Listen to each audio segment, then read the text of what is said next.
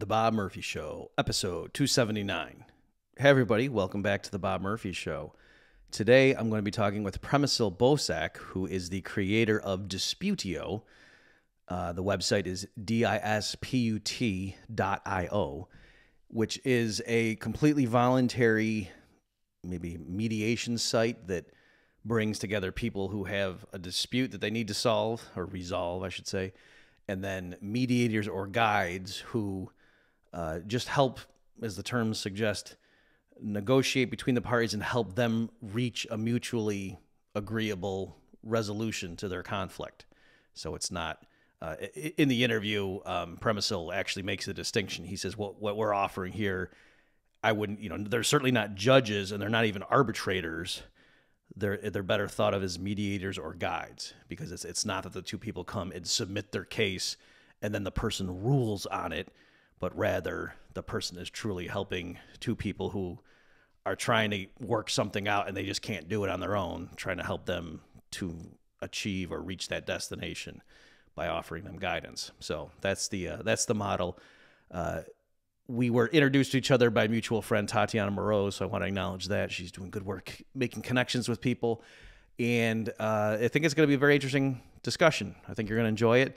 It dovetails nicely with a lot of the stuff I've said theoretically about private law or voluntary law, and so what Premisil is doing is he read all that literature and decided to be one man making a difference. So here's my discussion with Premisil Bosak on Disputio. Premisil, welcome to the Bob Murphy Show. Thank you very much for having me. So can you, before we dive into the details of what you're building with Disputio, can you just give the listeners some background about where you're coming from and what got you onto this project? Sure. So I come from the Czech Republic in Central Europe. And it's like 15 years ago, I started attending some local libertarian meetups, and I came across a lot of very interesting literature and authors like Rothbard, Ayn Rand, Mises, and those guys. And it was very interesting because it gave me a lot of answers for the questions I had before, and I was always trying to find a way through the political solution to the societal problems, and those authors then gave me a completely different view, and I started to be what we can say anarcho-capitalist. What particularly was interesting to me was the theory of ethics, because I thought, okay, I think that the ethics basically lies in at the bottom of everything, and so let's first find out what are the ethical principles these guys are working on.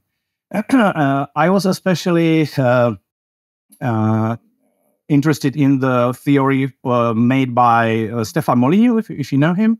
Mm-hmm. He proposed a theory which is called universally preferable behavior, and he tries to objectively define the ethical principles. Then later, I started thinking, okay, once we have established the ethical principles, how are those ethical principles related to law? And okay, in the current system, we know that we live in the authoritarian law, so there's basically no relation between the ethical principles and and law, because the law is created by politicians, based on some lobby groups' interests, and it has nothing to do with the morality. So I thought, okay, but was it always in the past this way? So I looked into history, and I read several books. One of the best was probably by Bruce Benson, The Price of Law. And he described how basically law evolved through the history of mankind. And one of the examples of perfectly working, spontaneously created system of law was the law merchant in the medieval times, medieval Europe. And I thought, okay, that's that's very nice. And then the idea was that in the 11th, 12th century, the international trade grew rapidly, and those merchants who were going from port to port, they needed somehow to settle the disputes.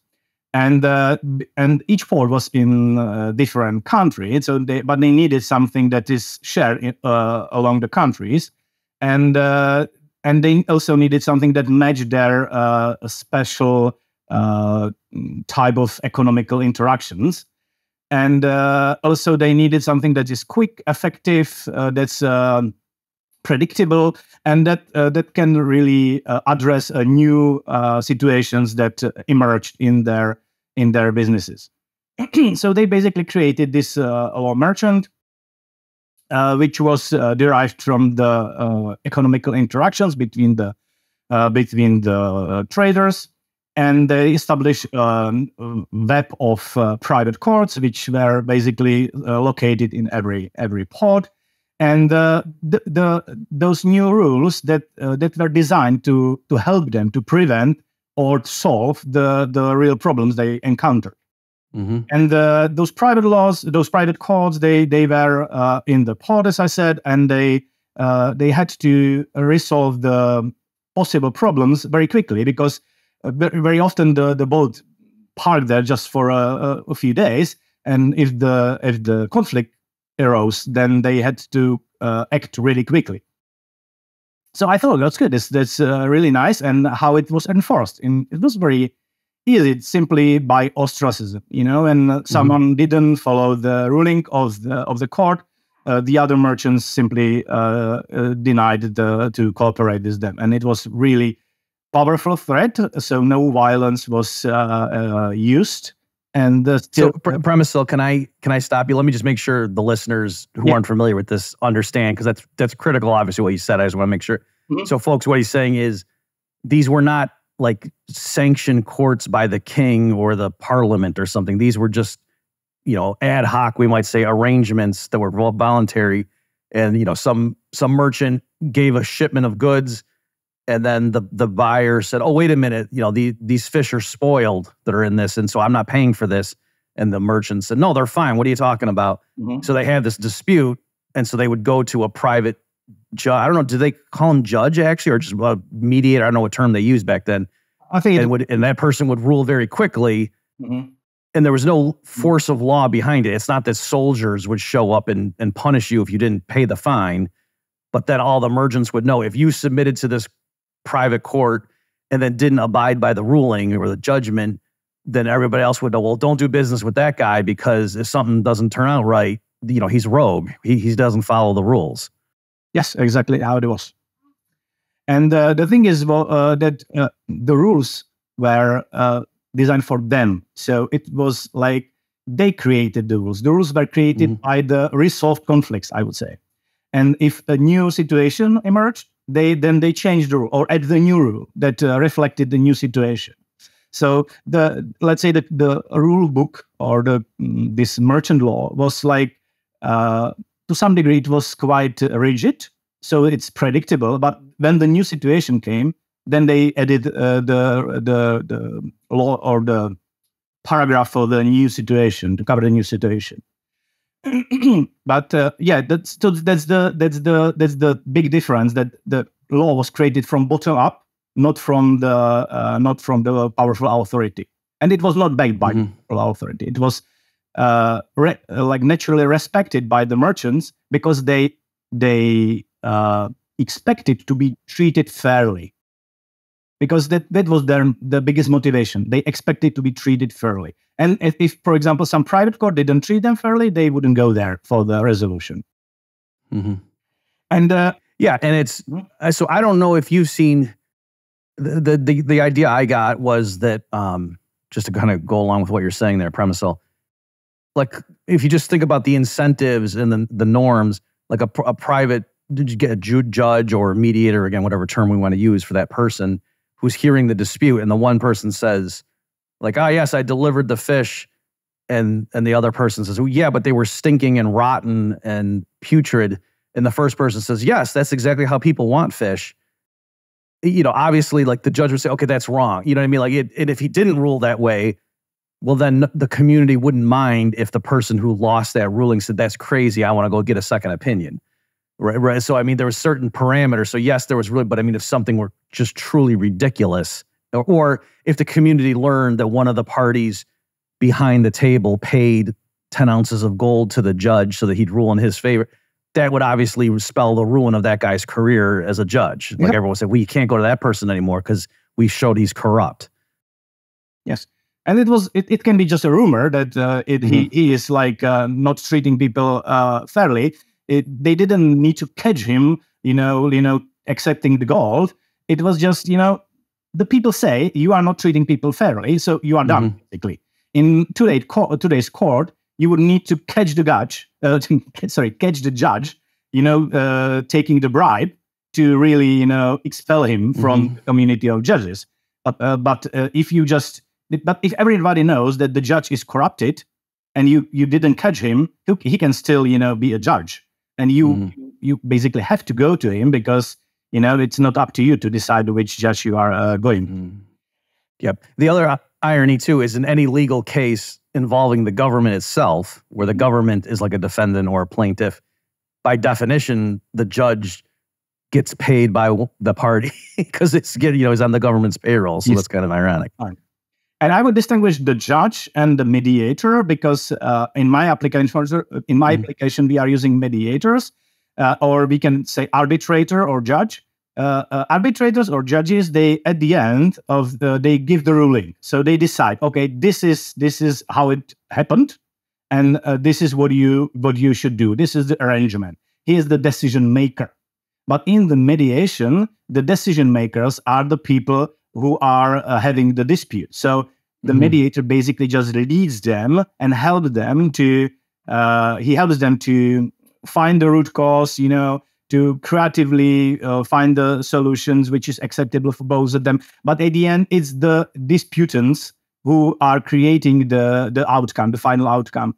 So that's the distinguish between the mediator and the other. Okay, yeah, okay, I like that difference in terminology. Okay, so that's your. I guess before we just leave the literature, one thing I want to say, and I don't know if you. So when I think it was an undergrad when I really started reading a lot of this stuff and opened up my eyes. And I remember one revelation to me or epiphany was I was reading Hayek's Law, Legislation, Liberty and Bruno Leone's Freedom in the Law. And they made the point, like the reason Hayek has it, folks, in case you don't know this, like he's got this classic series called Law, Legislation, Liberty, multiple volumes. And it's not redundant. Like for him to say law, comma, legislation, he's saying those are different things. And the idea was that historically, rulers thought, oh yeah, it's illegal to kill someone or to steal, not because humans said so, just because it is. Just like 2 + 2 = 4, it just does. It's not because Euclid said so. Euclid discovered that or whatever. Obviously, they knew that beforehand. So but whereas legislation was a more modern idea where humans got the hubris to think we have the authority to say what the legal code is. And that actually would not have even occurred to earlier political authorities. They would have just said, no, the law is what it is and we enforce it.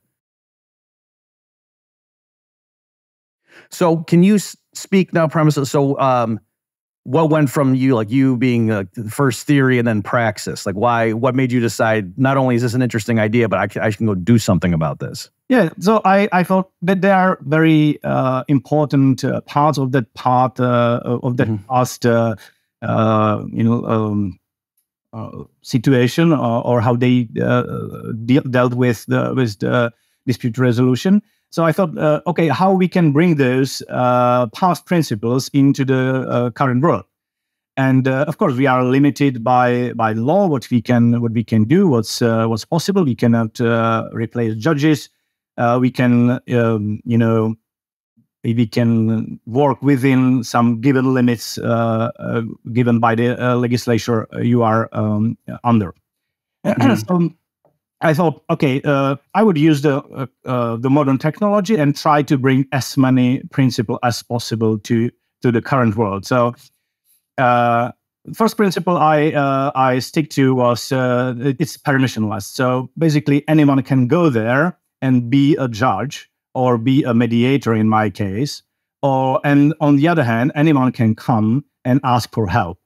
So I designed it like a 2-tier system where in the first tier, you are helped by the volunteers who volunteer there to gain the practice, to train being the mediator, basically, and they are giving their work for free. And on the other hand, you can come there and you can ask those guys to give you help. It works like that. You have a dispute, you send an invitation to a disputing party. Once the disputing party agrees, it appears as an offer to mediators. We call them guides. And they can pick the case and then start it helping you. In the tier 2, you can choose based on experience or reputation the guide, and you will have to pay for it because it will be an experienced person. So that's the permissionless. The second thing I wanted to stick to is that you can be anonymous there. So you can maintain your privacy. So once you enter the application, you can be there under your digital handle. You don't need to reveal any of your personal data. And on that free tier, it's also valid for the mediators, for the guides. The application is text only, which allows us to maintain the anonymity. That's one thing. Another thing is that the communication is asynchronous. So you can, type in the time when you have time, and you don't have to arrange for meetings. Looking for a quiet place or organizing anything. So that's time saving. Another thing is that based on the past experience, those guys will get the reputation. So you will have a hub where there are people with a certain history in the paid version, and you can see, okay, this guy has resolved like 50 cases. In 20 cases, they brought them to agreement, and so you can and he received this evaluation from the disputants, and based on this, you can decide which person you want the help from. That's quite difficult in the real world, to get this list of reputation of certain people. So you can immediately hop there and see. We are now currently, just to be clear, only running the version 1, the tier 1, and the tier 2 will be introduced later. So, and the distinction is the tier 1 is where it's free? Yes. And it's just, yes. Okay. So the idea, just to repeat back to make sure everyone's getting the big picture. So it's almost like your Uber connecting people who need a ride with people who own a car? Yes. And then, but you give some I don't know, validation or some way of like you're a filter to evaluate possible risks and things. Just like, before you get in somebody's car, you want to have an idea that, oh yes, he's already completed 80 successful rides and nobody's turned up missing. Yes, sir. It's not to be a guide. He just needs to email me. I will exchange a few emails with him, so I know that his intent is clear. He really wants to help.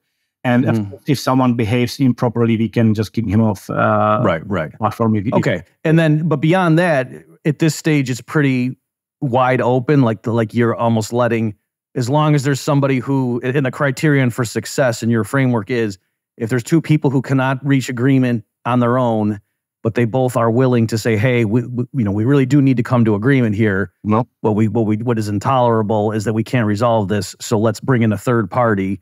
Let's go to this site. And if they can find somebody maybe who demonstrates expertise and, the thing they're arguing over, and then that person just here and allows them both to be maybe not happy with, but to agree that, okay, yeah, with this framework that this person suggested as a solution is better than the status quo. So then that, if he helped or she helped, then that gets check marked, and then other people know, oh, this person's good at taking two people who are in an argument and helping them move on. And that's really what you're trying to do. Yeah, exactly. And we provide the guides with curriculum, we call it, and we designed on like best practices from mediation. We designed the whole process. We divided it into several phases, and which is designed to help the mediators or guides to lead you through the process.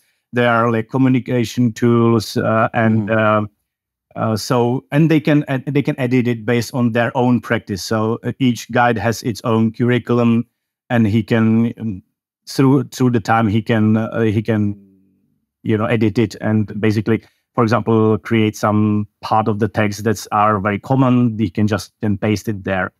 And another thing is the shared experience. That's also how the law evolved. For example, in the law merchant, we want the guys to share their experience. So once they reach the agreement with the counterparties, we want them to anonymize it and to create like a schematic example and to save this example into the database. And in the future, we would like to create this database of solved cases, which will then help guides to take an example, what worked, what didn't, what can be used to prevent future conflicts, and basically to create like the natural law, let's say, rule book for the guides. So that's and we have also a forum that they can just chat together, like the guides among each other. And we have a supervisor there, which is like very experienced guy who can give them advice when something got stuck or they need to help how to go further. You also mentioned what type of conflicts we can solve. I think I would elaborate on that because now we can of course help only people when both parties agree to go there and to find the resolution. But what are those situations actually? I think that there are two things. We can look at it from two sides. One is that you have to find a solution. For example, you have a neighbor and you have shared fence. You don't like the neighbor. You wouldn't normally talk to him, but it's your neighbor and you need to resolve the conflict because you would like to live peacefully and happily there. Both neither of you want to move, so that basically you are forced because of the circumstances to go there and to look for the solution. Or you have a dispute with your colleague at work. You both want to keep your job, but it's impossible for you both staying there while having conflict. So again, you can go and try to reach agreement voluntarily. And if it's full of emotion, you have problems communicating with the other party, you can simply invite him there and get help from the mediator who will work with emotions, who will try to really get to the root cause, and who will walk you through the whole process. Another side we can look at from is like when you have like a shared motivation. For example, you are divorcing with your wife and you have kids.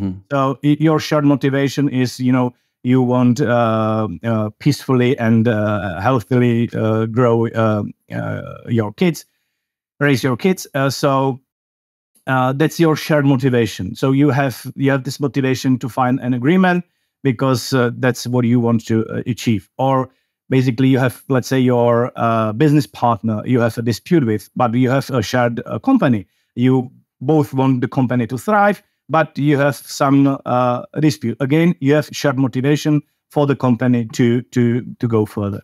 So these are for example, the situations where we can help.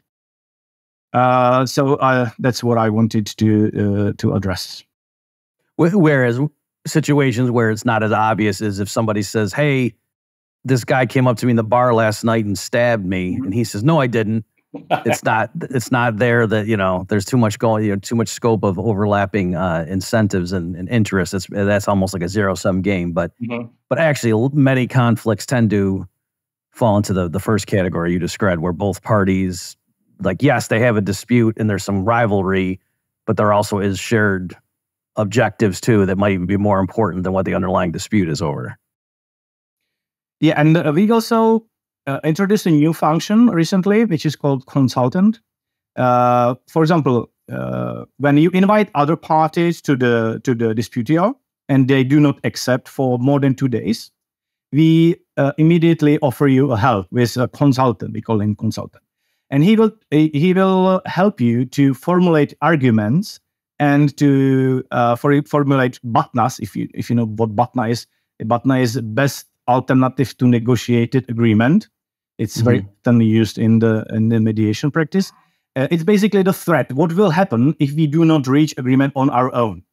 And he can help you to formulate like those shared interests, those BATNAs, and then show them to the counterparty to persuade them that it's always better to try on your own to get the responsibility and to take on the responsibility and try to on your own to reach an agreement, then let it escalate and then end up in front of the court when it's always a win-lose situation and it's almost impossible to continue with your relationship in the future.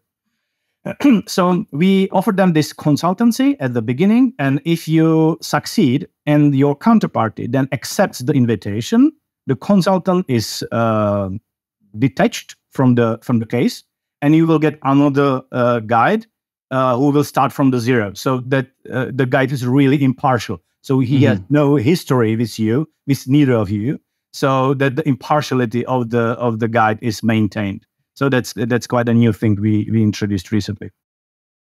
Okay, interesting.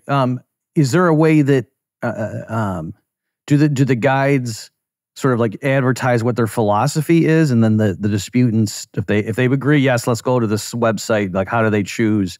Do they get an idea of, this is the framework that this particular mediator would use when coaching us?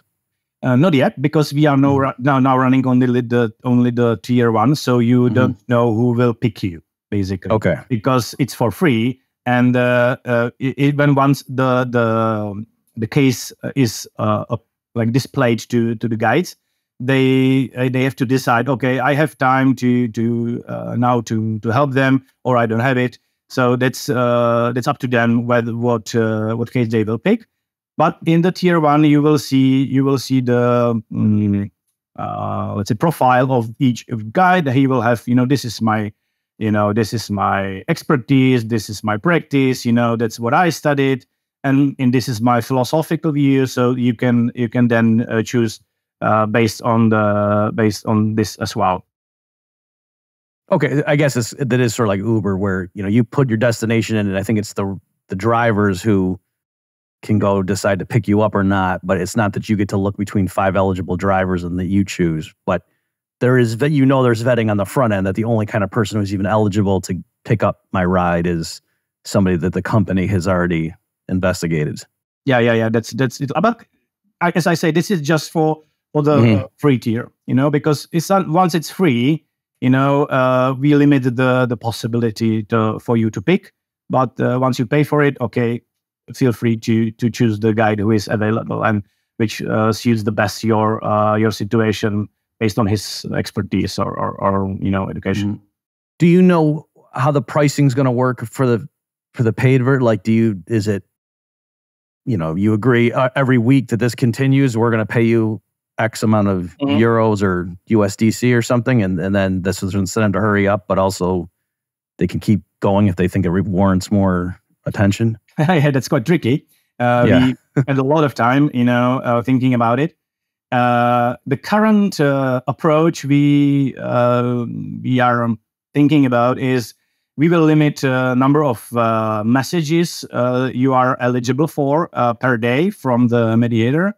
And we will also limit a number of days he is available to you, and that's and if you do not reach an agreement within this given period, you can then buy another period. That's what we are now thinking about. I don't know if it is the final solution, but it's the furthest we get so far.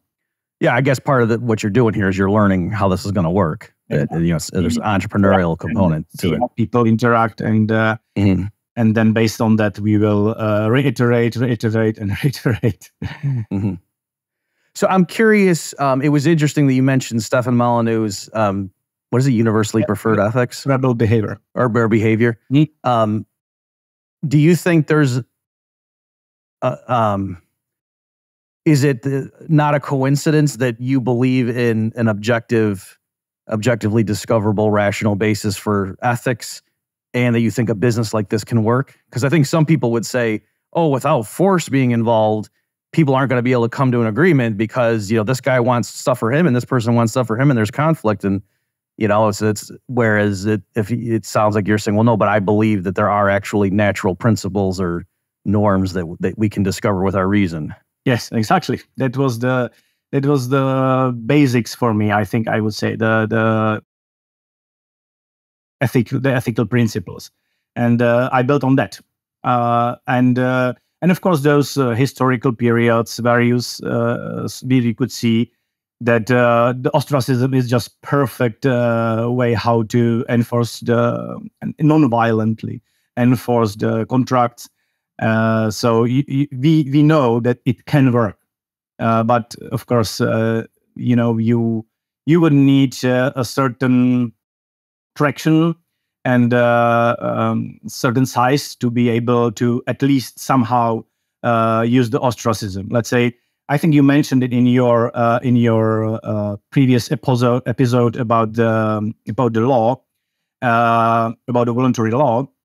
That okay, if you, for example, propose to the other party, okay, let's try this system or this judge, this mediator, and if he refuses everything, you can publicly say, okay, he refused all of those offers. Mm-hmm. He apparently doesn't want to find an agreement, and you can through the community ostracism, you can push him to come to the negotiation table and try to find something that is acceptable for both of you.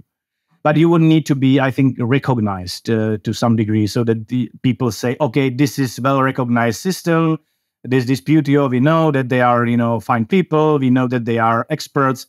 You can, for example, limit the minimum rating or the minimum reputation of the guide you will look at or you will work with. So, you can even give it. You can even write it into the contract. Okay, if we have a dispute, then we will use this system. Mm-hmm. But we did first need to build the company to certain volume, to certain group. Right, because like right now, obviously, if I was thinking about, I don't know, having somebody on my show and somebody emailed me and said, hey, Dr. Murphy, I think you need to know that I had a problem with this guy that you're about to have on your show, and I told him we should settle it with Disputio, which is this organization some guy from the Czech Republic just launched. I wouldn't, if I didn't know who you was, well, I don't, that doesn't really mean anything to me. Yeah. So the fact that he won't, and I could ask the guy, he'd say, what are you talking about? What is this? I don't know what this is. It's like the thing over here, dispute.io. What is that? I'm not beholden to that. So, but if it did get to be, recognized and more people said, oh no, I'm dozens of people I know have resolved their disputes through them. And the mediators are great and they guide you through the process. And it's very, low impact and it's very fair. And so, yeah, if somebody refuses to bring their dispute to them, then that is prima facie evidence that this person, and it's, it doesn't take a lot of time. These things are very efficient and snappy. And so, yeah, if this person's not even willing to do that, then, it doesn't bode well or isn't a good signal. So I could see that as your idea is in the beginning, it's going to be people who they have a dispute, but they both really want to resolve it. And probably they're also fans of voluntary mechanisms. That's why they would find what you're doing appealing. What you're saying is you get, as your database grows and your sort of like common law case precedent gets bigger and bigger, then that it's a snowball effect in a good way, that more and more people go to it and then just gets more credibility. Yeah, that's the plan. But the problem is that at the moment when I try to explain to people what the application is about, I mostly came across the reactions like, okay, what you said? Mediation? What is it? Yeah, they are not used to basically. Everybody knows. Okay, if we have conflict, we will go to court. We will hire the judge, and no one is most people don't know the mediation, and they don't want to take on the responsibility for the conflict resolution because it's not taught at school. I think in school they basically they are teaching the opposite. The teacher will decide who is guilty, who is the culprit, and so I think that the problem is in there, and so people don't know it, and I feel like building a gym and trying to explain to people before everyone knew that the exercising is healthy, but it's slightly uncomfortable at the beginning. Invest into the exercise, and you have to take on the responsibility for your health, and you have to take on responsibility for your dispute resolution. But in the long term, it will bring you much healthier and much better life. And the same is for your relationships with other people. If you decide your conflicts on your own, first, you will strengthen the relationships with the people who you successfully solve the conflict with. And the second, you will learn how to resolve the future conflicts. So once it appears again with another person or the same person, you will learn the methodology which to follow, and you can help on your own. You would probably don't need the help in the future. Yeah, that's very good. Yeah, that was something premise. So it's funny you say that because I encountered similar resistance from some people when I started writing on, call it private law, voluntary law, whatever terminology you want to use. That people have been trained to think that when there's conflict between people, you turn to the state. And I guess it's not surprising because for a lot of people, that's the definition or that's the justification for the existence of the state in the first place. Yeah. Is that, if the voluntary sector is, the private market and whatever, but then you need to have the government there for the legal, so the court law and the courts, to enforce the rules so the voluntary stuff has a framework within which to operate. And so it is a bit of a conceptual leap to say, well, what does it mean for that framework itself to, in a sense, be voluntary and spontaneous and to evolve over time? That almost seems like a contradiction, but it's not. Yeah, even minarchists, you would say that we have quite a lot of common ground with them, but even them say, okay, we need the state for the dispute resolution. So yeah, it's quite tough task to tackle. Definitely. So have you put any thought into I know certainly in the United States, if let's say a husband and a wife, they're just fighting so much, they say, we have to get divorced. It's, and then we got kids and it's going to be awful, but this is the only thing we can't live together. So they can go to mediation and they can get an agreement that's handed up, but then what they have to do is take it to a judge who signs off on it. And, and that can depend because different states have different, if there's kids, then the parental visitation, blah, blah, blah, has to fit these parameters. So there's a lot of flexibility, but then you do have to go take it to a government, state provided person. Have you thought through things like that? Like do you, would you want your mediators, are they going to try to say, these disputes are coming from this jurisdiction, and so we know what the statutes are, so I'm going to try to tailor my recommendations so that what you're doing over there is legally enforceable, or is that beyond where we are right now? Yeah, I understand, but since we are on the internet, so we can operate basically all around the globe. It's not in my, it's not possible for me now to distinguish where the people are using it. But I can imagine in the future, in the paid section, you will have the distinction between the regions, between the jurisdictions, and if the mediator has some, let's say, education in law, he can then help you even with the designing the agreement, so it fits within the jurisdiction you are under.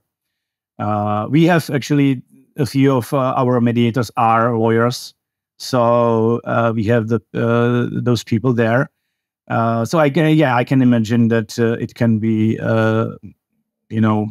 done by like this, that they will have it in their profile, so they can help you with this as well. Mm-hmm.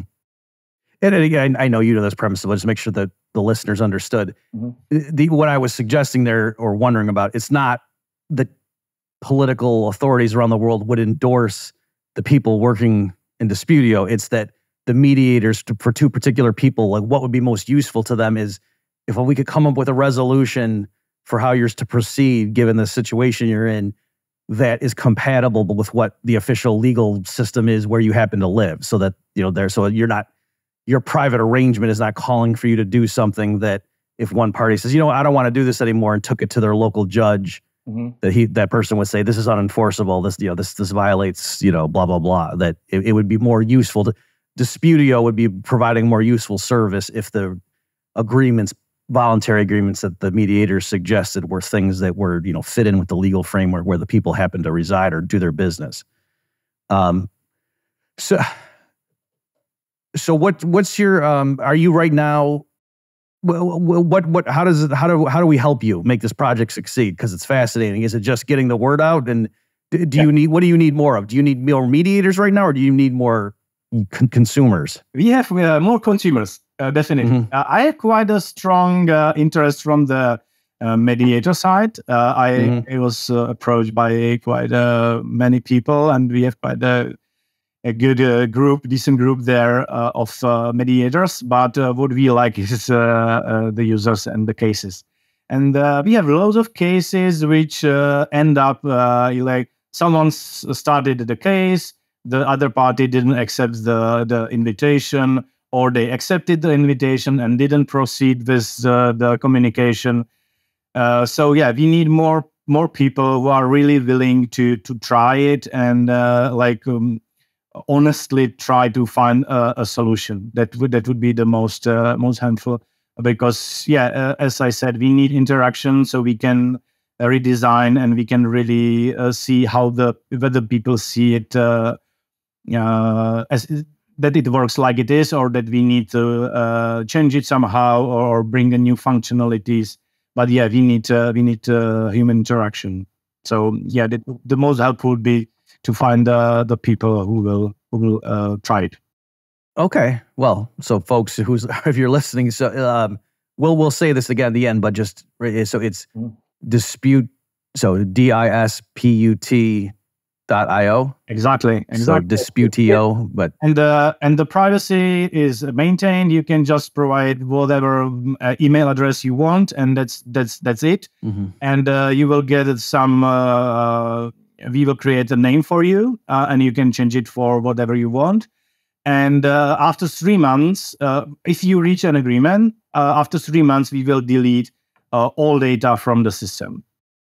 And so that there is no connection between what happened there and your email address. And if nothing happens for months, I think we also start this 3 months deleting period.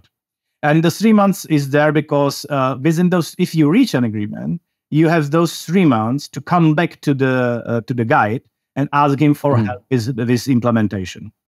So that's why we keep it there for 3 months, because we know that we know from the mediators practice that even though you reach an agreement, that there might be a new pitfalls, going forward, right, when implementing the agreement into the real world.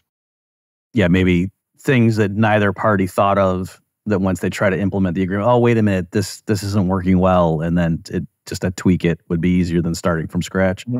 And when you say after 3 months, after, let's say there's a successful resolution, 3 months, the stuff gets wiped, but the anonymized narrative still survives in the database, right? Yeah, but it's not connected anyhow to the right. It's not connected to their email, so you wouldn't know. I only checked whether those anonymized are truly anonymized. So you not release them to the database, and the database is visible only to the mediators.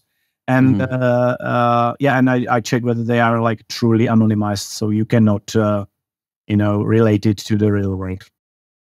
I'm trying to think of a way, because I don't know if you're familiar, but on U.S. television there's shows that feature it's called, like, one is called Judge Judy. and so they're judges. I don't, but it's a TV, right? So like, you get to see like it's a half an hour episode typically, and so there's like somebody says, oh, this tenant was in my apartment and then they trashed the place and they owe me 3 months rent. I finally had to call the police and kick them. And the tenant says, yeah, but the water heater was never working and the air conditioning was broken. And so I don't think I should pay them. And so then, and they just say their thing. And then the judge is there who like asks them. And usually it's very entertaining and the judge is real tough. And, so the typical episode is each party is telling a very self-serving narrative about where they're the victim and the other person's evil. And then the judge, quickly gets to the bottom of this. And so it's very entertaining. So I'm wondering if there's a way, you could somehow, obviously with the permission of everybody, like maybe you say to the disputants, if you're willing for us to present an anonymized version of your case to the public, both to show them, this is how our system works, but all, that, then we'll cut your fees in half or something, because you'll do it as like advertising for your site. I'm just brainstorming, but yeah, it's fine. I was approached by one artist here who said, hey, I will just create some artificial problem and invite them, and then we will, make it public so people see how it works. So, yeah, that we thought about this to make it more, and I actually, to show people how it works. We have a video there you can watch on our YouTube. We created a short video. There's a disagreement between husband and wife about basically what about the work at home, who will do what. And we in this like 3-minute video, we just showed, okay, this is how the mediator or the guide will intervene or help you to find some common ground. So that was the first step in the explanation. But yeah, not many people watched that actually. I'm trying to think. Okay, so it's just funny because, like in a perverse capitalism, like you would have the incentive to go around starting conflicts because then your organization would come in and cure that. So.